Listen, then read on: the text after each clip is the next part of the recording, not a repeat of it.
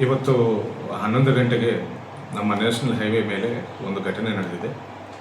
ಸಂಜೀವ್ ಕುಮಾರ್ ಅಂತ 48 ವರ್ಷದ ಒಬ್ಬರು ಬೈಕ್ ಮೇಲೆ ಹೋಗ್ತಿರುವಾಗ ಮಾಂಜಾ ವೈರು ಕುತ್ತಿಗೆಗೆ ಕಟ್ಟಾಗಿ ಅಲ್ಲೇ ಬಿದ್ದು ಸಾವನ್ನಪ್ಪಿದ್ದಾರೆ ಅನ್ನುವ ಒಂದು ಪ್ರಕರಣ ನಮ್ಮ ಗಮನಕ್ಕೆ ಬಂದಿದೆ.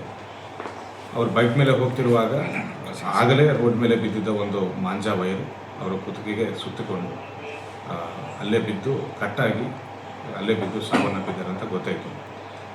ಈಗಾಗಲೇ ನಾವು 3 ದಿನದಿಂದ ಒಂದು ಡ್ರೈವ್ ಮಾಡ್ತಾ ಇದ್ದೇವೆ ನಮ್ಮ ಇಡೀ ಜಿಲ್ಲೆಯಲ್ಲಿ.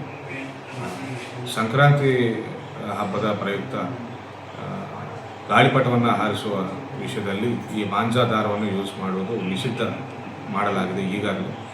ಆದರೂ ಸಹ ಕೆಲವು ಅಂಗಡಿಗಳು ಈ ದಾರವನ್ನು ಮಾರುತ್ತಿದ್ದು ನಮ್ಗೆ ಬಂದಿದೆ. 2-3 ಕಡೆ ನಾವು ಸೀಸ್ ಮಾಡಿದ್ದೆವು ಕೂಡ.